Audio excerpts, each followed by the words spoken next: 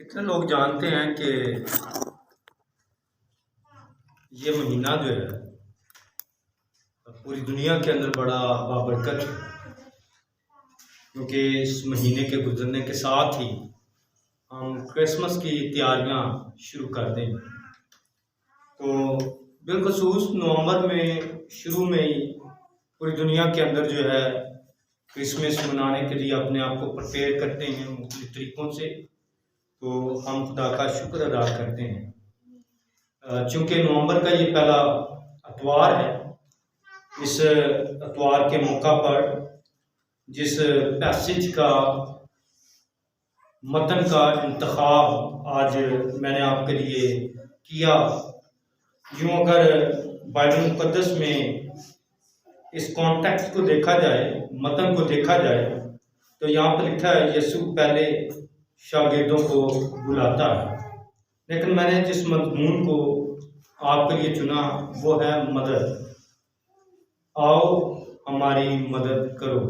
ये अल्फाज थे जो पतरस के अल्फाज हैं, शाऊल के अल्फाज हैं, जो बतौर इंसान एक गुनाहगार इंसान होते हुए हमें खुदा यीशु मसीह के इस बड़े अजीम और कुदरत से बड़े मौज़ा के लिए हमें बयान किया गया है। आज चंद बातें शायरबानी का भी चूँकि त्योहार है, इसलिए चंद बातें जो हैं वो खुदा के पाक कलाम में से अपनी रहनुमाई के लिए हम तवज्जो के साथ सुनेंगे। पहली बात जो मैं आपके सामने रखना चाहता हूँ, खुदा के कलाम में से जब भीड़ उस पर गिरी पड़ती थी और खुदा का कलाम सुनती थी। क्या करती थी? खुदा का कलाम सुनती थी। खुदा का कलाम, क्या इससे पहले वो सुनने वाले लोग थे? यकीनन वो खुदा का कलाम सुनने वाले थे। ये भीड़ का तयन नहीं किया गया कि कितनी भीड़ थी, कितनी तादाद थी, लेकिन शमार के अलावा ये बात हमारे सामने जरूर आती है कि भीड़ खुदा यीशु मसीह के चौगिर्द रहती है। और किस काम के लिए, किस मकसद के लिए रहती है? कि वो खुदा का कलाम सुने। उस वक्त सुनाने वाले लोग जो थे उनमें फरीसी बहुत थे, काहिन खुदा का कलाम सुनाते थे, और साथ साथ फकीह वो भी खुदा का कलाम सुनाते थे। बल्कि अगर यहूदी माशरे को गौर से देखा जाए तो यहूदी माशरे में इबादत इंतहाई अहमियत रखती थी। शायद पाकिस्तानी माहौल में इस तरह से इबादत की अहमियत नहीं है, हम अपने दुनियावी कामों को ज़्यादा अहमियत देते हैं। पाकिस्तानी माहौल में शायद हम खुदा के कलाम को सुनने के लिए अपने आप को तैयार नहीं कर पाते, जिस तरह से ये भीड़ खुदा के कलाम को सुनने के लिए उसके पीछे चलती थी। मुकद्दस लूका को ये बात इसलिए लिखनी पड़ी कि खुदावन यीशु मसीह का कलाम सुनने के लिए, खुदा का कलाम सुनने के लिए भीड़ उसके पीछे है, जिनको वो कलाम सुना रहा है। और यहीं पर वो शागिर्दों को भी बुलाता है, उनको चुनता है ताकि वो खुदा यीशु मसीह की टीम, खुदा यीशु मसीह के इस इलाही मंसूबे का हिस्सा बन सके। सवाल ये पैदा होता है कि हम अगर भीड़ में शामिल हों तो हम किस नौइयत की या किस तरह के लोग होंगे? खुदा का कलाम सुनने वाले या फिर रद्द करने वाले लोग होंगे? क्योंकि यहाँ पर बड़ी खुसूसियत के साथ इस बात का जिक्र किया गया है कि खुदावन का कलाम सुनती थी। ये भीड़ खुदावन का कलाम सुनती है। आप खुदावन का कलाम सुनने के लिए यहाँ पर आए, आप खुदावन के कलाम की बरकत हासिल करने के लिए आए। और खुदावन का कलाम यकीनन जिंदगियों को तब्दील करता है। खुदावन का कलाम मौतबर कलाम है, जिसके साथ हमारी मोहब्बत और रफाकत बढ़ती। ये कलाम का असर इतना गहरा है कि इंसान अगर कई घंटों तक भी खुदा के कलाम की बातें करे, सुने, सीखे, तो उकताहट महसूस नहीं करता है, बल्कि उसका दिली जोश बढ़ता चला जाता है। इसलिए मेरे जो ये मतन हमें सिखाता है कि हम खुदा का कलाम सुनने वाले बने, और अगर हम खुदा का कलाम सुनने वाले नहीं हैं तो फिर हमें इन बातों पर और गहरे तौर से तवज्जो करने की जरूरत पेश आती है। देखा जब भीड़ उस पर गिरी पड़ती थी, ये भीड़ की तादाद, ये गिरना, ये जाहिर करता है कि भीड़ की तादाद किस कदर ज्यादा है कि लोग एक दूसरे के ऊपर गिरे पड़ते हैं ताकि वो खुदावंद यीशु मसीह को देखें, खुदावंद यीशु मसीह की आवाज उन तक पहुंच सके। हम खुदा का शुक्र अदा करते हैं कि जदीद दौर में हमारे पास लाउड स्पीकर्स हैं, साउंड सिस्टम्स हैं, और सोशल मीडिया को हम खुदा की मुनादी के लिए, खुदा के कलाम के लिए इस्तेमाल में लेकर आते हैं। लेकिन यीशु मसीह के ज़माने में लोग खुदा यीशु मसीह की आवाज़ को सुनने के लिए कोशिश किया करते थे कि वो यीशु मसीह के करीब जा सके, पीछे नहीं रहना चाहते थे, दूर नहीं रहना चाहते थे, ताकि खुदा के कलाम की बातें कहीं उनके कानों से स्किप ना हो जाएं, ऊपर से ना गुजर जाएं। इसलिए ये भीड़ आगे की तरफ बढ़ती है और यीशु के करीब आने की कोशिश करती है ताकि यीशु की आवाज उन जिंदगियों के लिए साफ सुनाई दे सके। मेरे जो ये भीड़ का गिरना जाहिर करता है कि यीशु मसीह के पीछे कितनी बड़ी गैदरिंग मौजूद है। आज हम अगर गैदरिंग की बात करें तो ये गैदरिंग शायद कुछ ट्रेंड चेंज हो चुका है। हम पब्लिसिटी करते हैं, हम मुख्तलिफ इश्तिहारात, मुख्तलिफ ज़राए इस्तेमाल करते हैं ताकि लोग इकट्ठा हो सके, और कई मरतबा खानों का इंतज़ाम इसलिए किया जाता है ताकि वो खुदा का कलाम सुन सके। हम खुदा का शुक्र अदा करते हैं कि आज भी लोग खुदा की आवाज़ सुनने के लिए, खुदा का कलाम सुनने और कबूल करने के लिए दिलो जान से सफ़र करके ना सिर्फ उनके पाकिस्तान में बल्कि दुनिया के कोने कोने में भी खुदा की अंजील का काम जो है कसरत से हो रहा है। जिस महल वकूअ का यहाँ पर जिक्र किया गया, जिस इलाके का यहाँ पर जिक्र किया गया, ये गलील का इलाका है। गनिस्त्रस की झील के किनारे लोग खड़े हैं और 2 कश्तियां वहां पर मौजूद हैं। ये कार आमद कश्तियां हैं, ये बेकार में नहीं खड़ी, ये इस लिहाज से बिजनेस करने वाली शिप्स हैं जहां पर ये लोग मछलियां पकड़ते और यहाँ पर जमा करते थे। लेकिन जब इन कश्तियों पर खुदा यीशु मसीह की नजर पड़ी तो ये खाली थी। इस पर सवार होने वाले लोग भी मौजूद ना थे, बल्कि वो अपने जाल दुरुस्त कर रहे थे। उनका जाल दुरुस्त करना ये जाहिर करता है कि अब उनके पास वक्त था, वो फ्री थे, अब उनके पास कोई काम मौजूद नहीं था। जैसे वो अपने जालों को मुरम्मत करते हैं, दुरुस्त करते हैं, खुदा यीशु मसीह एक कश्ती का इंतखाब करते और शमा उनसे कहते हैं कि इसे किनारे से हटा दें। इसमें से हम अपनी मदद के लिए, अपनी रहनुमाई के लिए जो ख्याल ले सकते हैं, जब हम अपनी जिंदगी में समझते हैं कि अब मैं फारिग हूँ, अब मेरे पास बड़ी फुर्सत है, अब मुझे शायद काम की जरूरत नहीं है, और ये हो सकता है कि आपने बड़ी मेहनत की, आपने बड़ा कुछ किया, लेकिन आपकी मेहनत, आपके बदन में आई हुई थकावट ये जाहिर कर रही हो कि आपने अच्छी खासी मेहनत की है, इसके बावजूद आपको कोई फायदा ना हुआ हो, तब आपके लिए मौका है, तब आपके लिए ये खुदा का कलाम और ज्यादा मौसर बन जाता है, आपकी जिंदगी के लिए चैलेंज खड़ा कर देता है। जिस तरह से शमौन पतरस और उसके साथी आप फारिग हो चुके थे, नाउम्मीद हो चुके थे, उनको पता था कि अब दिन निकल चुका है, अब मछली हमारे हाथ आने वाली नहीं है, बल्कि अब वो अपने घर जाने की तैयारी में है। ना उम्मीदें उनकी जिंदगी में आ चुकी है, लेकिन उम्मीद कब तक उनकी कायम रही? जब तक वो रात भर मेहनत करते रहे कि अब यहाँ पर जाल डालते हैं, जहां से मछली मिल जाएगी। कोशिश उन्होंने, स्ट्रगल बहुत की है, उन्होंने अपनी एफर्ट और मेहनत तो लगाई, लेकिन उनको हासिल कुछ नहीं हुआ। खुदा यीशु मसीह ने एक कश्ती का इंतखाब किया और उसमें सवार हुए और दूर किनारे पर जाने के लिए कहा, जहां से लोग सारे नजर आ सके,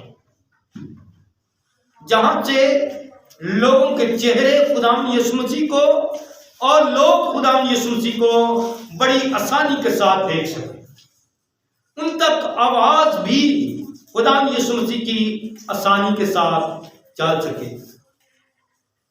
मेरे जी, वहां पर लोग खुदाम का कलाम सुनते हैं। आप लोगों को अभी तक खबर नहीं थी, क्योंकि देखते देखते, कलाम सुनते सुनते कौन सा बड़ा मौजा होने वाला है।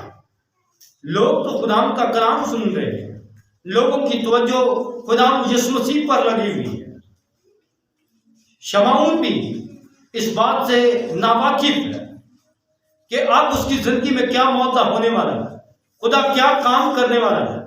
हो सकता है आपके साथ भी ऐसा ही हो सकता है। आप अपनी सोचों में, अपने कामों में, अपने ख्यालों में मसरूफ हो। आप बेशक ना जानते हो कि खुदा आपकी जिंदगी में अपने कलाम के वसीला से क्या काम करने वाला है। पतरस बिल्कुल नहीं जानता था कि आज उसकी सुबह में दिन के वक्त क्या काम होने वाला है। मेहनत उसने की है, उसने पूरा ध्यान और जोर लगाया है, कुव्वत खर्च की है कि वो मछली पकड़ सके, लेकिन एक भी मछली वो पकड़ नहीं सके।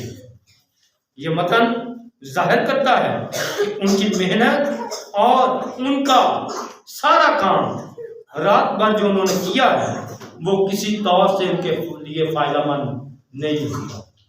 क्यों फायदेमंद नहीं हुआ? क्या उस झील में, गन्नेसरत की झील में मछलियां नहीं थी? वहीं से वो कारोबार करते थे, वहीं से वो हमेशा मछलियां पकड़ने के लिए जाया करते थे, वहीं उनका अड्डा बना हुआ था जहां से वो रोजगार इकट्ठा किया करते थे। लेकिन रात भर मेहनत के बावजूद मछलियां क्यों नहीं ले सके? क्योंकि अब खुदा उनकी जिंदगी में काम करने वाला था। जैसे ही कश्ती दूर जाती है तो खुदा का कलाम बयान करता है। लिखने वाले यूं बयान करते हैं कि उसने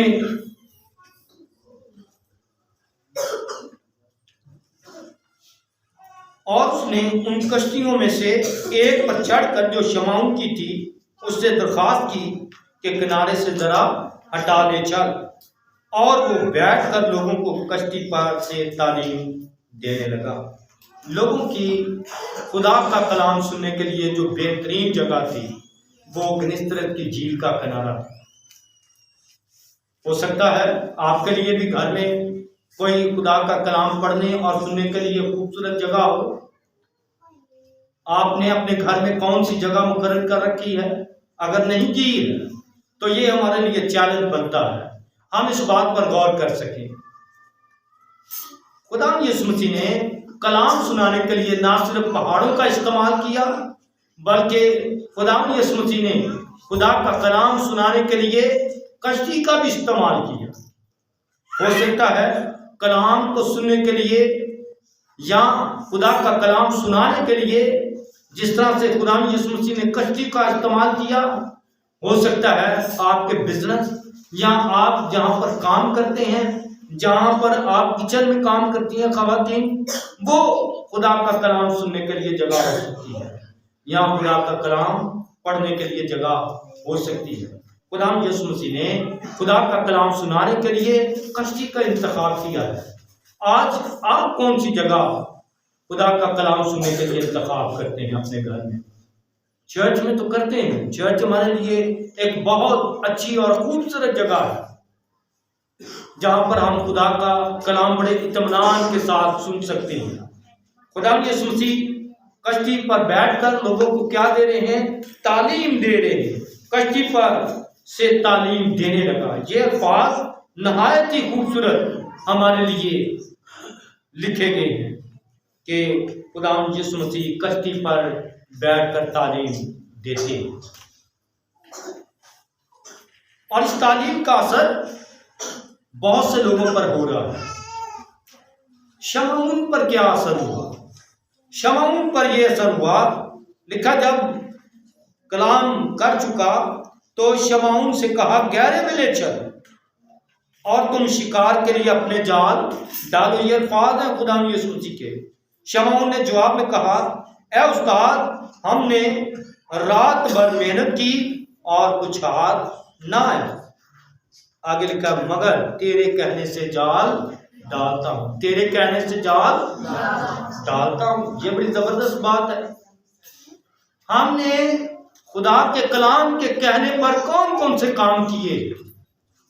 शमऊन ने ये इकरार किया है कि हमने मेहनत तो बहुत की है, लेकिन अब तेरे कहने से मैं क्या करता हूं? जाल डालता हूं। हो सकता है आपने पहले खुदा के कलाम के कहने के मुताबिक काम ना किया हो, लेकिन जब हमें खुदा के कलाम में से ये पता चलता है तो मुकद्दस शमऊन ये कहते हैं कि मैं तेरे कहने, यीशु के कहने पर आपने कौन सा रूहानी काम किया? यीशु के कहने पर आपने कहाँ जाल डाला है? यीशु के कहने पर आपने अपनी जिंदगी में कहाँ कहाँ उन चीजों को हासिल किया है जिनको आप हासिल करना चाहते थे, लेकिन मगर अभी तक हासिल नहीं किया? हम अपने उस मौजू के बहुत करीब हैं जो आज हम सीखना चाहते हैं।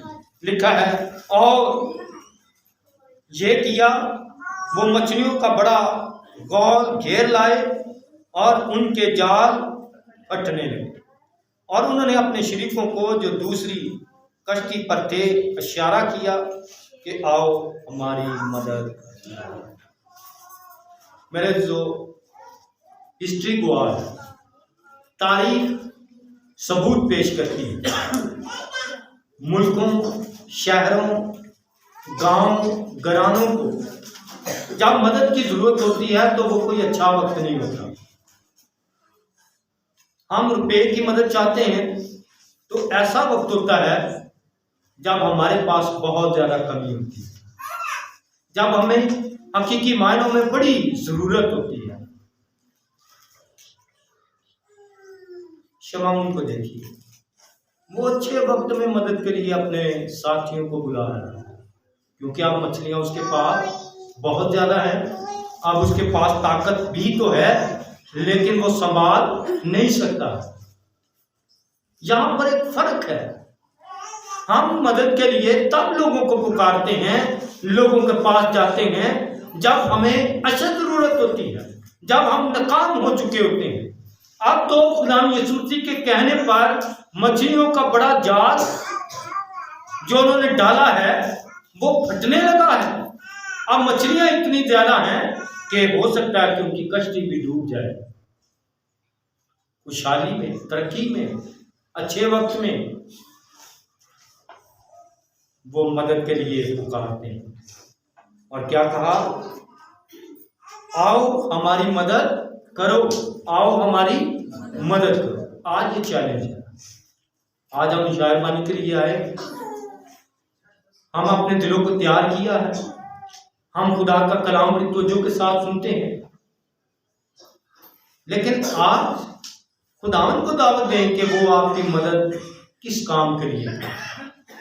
हो सकता है आपको खुदावन के कलाम से, खुदावन के रूह को उसकी मदद की जरूरत हो, जो हमारा दूसरा मददगार है। हो सकता है आपको रुपयों की तो जरूरत नहीं है, लेकिन रूहानी तौर पर आपको खास किस्म की दुआ, नेमत या खादम बनने के लिए जरूरत है। आज हो सकता है आप खुदावन को मदद के लिए पुकार सकते हैं कि खुदावन मुझे जिस्मानी तौर पर बरकत तो तूने बहुत दी है, लेकिन मैं रूहानी बरकत के लिए, रूहानी मदद के लिए खुदा तुझे पुकारता हूँ। और मुकद्दस दाऊद का नजरिया क्या ज़बूर 121 में, जब वो कहता है अखियां चुकना मैं वर पहाड़ा, मदद ले मैं जिसमें पुकारा। मेरे जो मदद के लिए जब पुकारते हैं, जब मदद चाहिए, ये बतौर इंसान मदद मांग रहे हैं अपने साथियों से। हमें आज जरूरत है कि हम अपने रवैये को तब्दील करें। हम साथियों से नहीं बल्कि खुदा से उस तौर से मदद मांगे जिसकी हमें आज अशद जरूरत है। हो सकता है आपको नए मकान की जरूरत है, लेकिन आप अपने साथियों से कहेंगे कि वो जरूरत पूरी करें तो वो शायद नहीं कर सकते। खुदा आपकी मदद करने के लिए हर लम्हा तैयार है। हो सकता है कि आपको ना सिर्फ घर की जरूरत है, आपको अच्छी सेहत की जरूरत है। आप अच्छी सेहत के लिए खुदा को पुकार सकते हैं, खुदा से दुआ कर सकते हैं कि खुदा मैं अच्छी सेहत के मदद के लिए तुझसे दुआ करता हूँ। शमाओं ने क्या कहा, आओ मदद, हमारी मदद करो। मेरे जो हमारी मदद के लिए तो इंसान भी मौजूद हैं और खुदा के फरिश्ते भी मौजूद हैं और खुदा भी हमारी मदद के लिए मौजूद है। पास उन्होंने आकर दोनों कश्तियां यहां तक भर दी कि डूबने लगी। हालत ये हो गई कि कश्तियां जो हैं वो डूबने लगी। मैं बड़े वसूख से तो नहीं कह सकता, लेकिन हम जल्दी अपना रुख तब्दील कर लेते हैं। इन साथियों ने तब तक मदद करते रहे जब तक उनकी कश्तियां भरकर डूबना शुरू नहीं हुई। हम दुआ को या खुदा के कलाम को बीच में छोड़ देते हैं और अपने आप को खुदा के कलाम में डूबने का मौका ही नहीं देते हैं। जरूरत इस अमर की है, जरूरत इस बात की है कि हम भी खुदा के कलाम को इतना सुने, इतनी बरकत खुदा से हम हासिल करें कि हम डूबना शुरू करें।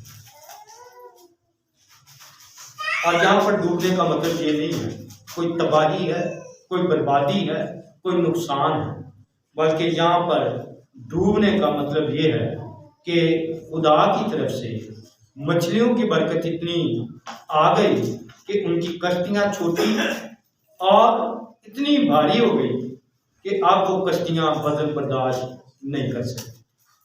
रूहानी तौर पर भी हमें ऐसा होने की जरूरत है। हम खुदा के कलाम से इतने भरपूर हो जाए, हमारे अंदर खुदा के कलाम का जोश और जज्बा इस कदर हो जाए कि हम इस फीलिंग को भी अपने अंदर ले सकें। और वो फीलिंग क्या थी? मुकद्दस पतरस की फर्स्ट फीलिंग ये है कि पतरस ने ये देखकर यीशु के पांव में गिरा। हम कब गिरते हैं? हम तो अकड़ जाते हैं, हम तो गुरूर में आ जाते हैं, लेकिन मुकद्दस पतरस इस सारे मौके को देखकर क्या करता है? वो यीशु के पांव में गिर जाता है, यीशु के पांव में सजदा रेज हो जाता है। हमें जब कोई बरकत मिलती है हम क्या करते हैं? हम यीशु के पांव में गिरते हैं? नहीं गिरते। हम खुदा के हजूर नहीं आते। हमें जब बरकत मिलती है हम क्या करते हैं? हम रस्मात, दुनियावी रस्मात में फंस जाते हैं। हमें खुदा के पांव में गिरने की जरूरत है।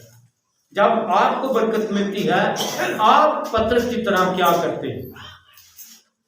हो सकता है कि आप यीशु के पांव में ना गिरें और तारीफें किसी और की करते रहें कि उसने मेरी मदद की है। अगर खुदा ही उस शख्स को मदद के लिए तैयार ना करे, ना उसे परफेक्ट करता, ना आपके ज़हन में आता, तो फिर कैसे मुमकिन था कि आपकी मदद हो सके? पतरस की तरह हमें भी यीशु के पांव में गिरने की जरूरत है। इसके साथ साथ दूसरी सेकेंडली जो हम खुदा के कलाम में पढ़ते हैं वो ये है कि पतरस को ये लगा कि मैं यीशु के पाँव में तो गिर चुका हूँ और दिल से इतना फरोतन हो चुका है, खुदा के हजूर में इतनी बरकत पा चुकी है, महसूस करता है और कहता है कि ऐ खुदावन, ऐ मालिक, मेरे पास से चला जा। ये सेकंड फीलिंग है।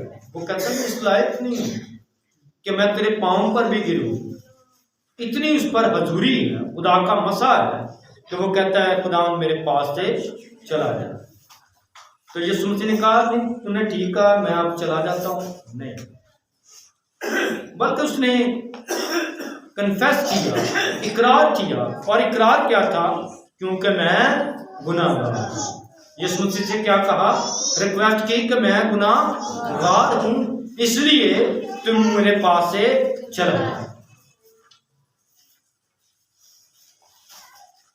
यीशु ने से कहा कि अब तू गुनाहगार नहीं रहेगा, अब तुम मछलियां पकड़ने वाला नहीं रहेगा, बल्कि तू आदमगीर बन जाएगा। मैं तुझे एक ऐसी पोजीशन दूंगा, ऐसी तुझे हकीकत में डाल दूंगा कि तू खौफ न कर। आपसे तू आदमियों का शिकार किया करेगा। मछलियों का शिकार करने वाले आदमियों का शिकार करना शुरू। मछली का शिकार करना भी इतना आसान नहीं है, मुश्किल काम। इंतजार करना, उसके साथ साथ मछली को जिंदा बाहर निकाल कर उसको तब तक जिंदा रखना जब तक आप उसे इस्तेमाल नहीं करना चाहते। मछली का सेहतमंद होना भी बहुत जरूरी है। बाद का शिकारी जो हैं वो मछलियों को इसलिए छोड़ देते हैं क्योंकि वो खाने के लायक नहीं है, शायद वो बीमारी में है, शायद वो उनकी नज़र उनको भांप लेती है कि ये मछलियाँ अच्छी हालत में नहीं। वो तमाम शिकार की जो खुसूसियात हैं खुदाम यीशु मसीह ने पतरस में देखी और कहा कि तू अब मछलियों का नहीं बल्कि आदमियों का शिकार किया करेगा। आदमियों का शिकार इसलिए क्योंकि खुदा ने उसे विजडम दी, उसे ऐसी नज़र बख्शी कि वो इंसानों को जान सके कि कौन खुदा के लायक हैं और कौन खुदा के लायक नहीं रहे। इसलिए उसने कहा कि यार खुदा मेरे पास से चला जा क्योंकि मैं गुनाहगार हूँ। अब यहाँ पर उसकी गुनाहगारी के इकरार के साथ साथ खुदा ने उसे खुशखबरी भी सुनाई और वो खुशखबरी ये है कि अब से तू आदमियों का शिकार किया करेगा। मछलियों का शिकार नहीं बल्कि तू आदमियों का शिकार किया करेगा। जो हमारे लिए अमली बात है, जो आज हमें करना है, जो आज हमें खुदा के कलाम से मदद के साथ साथ सीखे गए चैलेंजेस हैं, वो 11वीं आयत में मौजूद हैं। वो मैं आज आपके सामने रखना चाहता हूँ। लिखा वो कश्तियों को किनारे पर ले आए और सब कुछ छोड़कर उसके पीछे हो गए। सब कुछ छोड़कर, क्या करके? सब कुछ छोड़कर। मेरे दोस्तों, हम पाक शाह के लिए जब आते हैं हो सकता है आप सब कुछ छोड़कर नहीं आते। खुदाम यीशु मसीह के पीछे चलने के लिए हमें सब कुछ छोड़ना है। इबादत करने के लिए हमें वो तमाम फिक्रें छोड़ने की जरूरत है। हमें वो तमाम काम जो हमारे जहनों में घूमते रहते हैं, अतवार के दिन भी हमें खुदा की इबादत करने की बजाय हमें ज़हनी तौर पर मसरूफ रखते हैं, हमें उन कामों को भी छोड़ने की जरूरत है। शागिर्दों के बारे में लिखा है कि वो सब कुछ छोड़कर यीशु के पीछे हो गए। आज हम किस तरह से यीशु के पीछे होते हैं? क्या सब कुछ छोड़कर यीशु के पीछे होते हैं या फिर कुछ छोड़ देते हैं और कुछ पास रख लेते हैं ताकि हम ऐसी हालत में यीशु के पीछे चलते हैं? ज़रूरत इस समय की है कि हम यीशु के पीछे चलने के लिए अपने आप को तैयार कर सकें, खुदा की पाक मेज़ के लिए अपने आप को तैयार कर सकें। 2 चैलेंज आज मैं सब आपके सामने रखना चाहता हूँ। पहली बात, खुदा का कलाम सुनने वाले बने। दूसरी बात कि जब आपको मदद की जरूरत है तो आप भी पतरस की तरह खामोश ना रहें, बल्कि खुदा को अपनी मदद के लिए दाऊद की तरह पुकारें और अपनी आंखें खुदा की तरफ लगाएं। तीसरा चैलेंज जो आज हम ले सकते हैं अपनी जिंदगी में, अपना सब कुछ छोड़कर खुदा के पीछे चलने वाले। आज हम अपने स्वर को झुकाएं। जमायत में से कोई भी आज के कलाम के लिए शुक्रगुजारी की दुआ करें, दुआ में रहनुमाई करें और इन 3 नुकात पर हम खुदा के कलाम में से गौर कर सकें। तो मैं खुदा का कलाम किस तरह से सुनने वाली हूँ। मैं खुदा को मदद के लिए जब पुकारती हूँ तो क्या मेरा ये पुकारना कौन सी हालत में है? किस वक्त मैं खुदा को पुकारता हूँ? और तीसरी बात कि जब मैं खुदा के पीछे चलता या चलती हूँ तो क्या अब तक सब कुछ छोड़ने के लायक ठहरा हूँ, या फिर कुछ बातों को अपनी जिंदगी में रखा है, कुछ बातों को छोड़ दिया है। ये तमाम ऐसी बातें हैं जो हमारे दुआया नुकात हो सकते हैं। हमारा दुआया नुकात ये भी हो सकता है नुकात में से कि हम यीशु के पाँव में गिरने वाले बन सके। अगर आपको यीशु के पाँव में, उसकी हजूरी में गिरने का तजुर्बा नहीं हुआ है तो आज के इस मैसेज के वसीला से आप खुदा के पाँव में आने का तजुर्बा हासिल कर सकते हैं।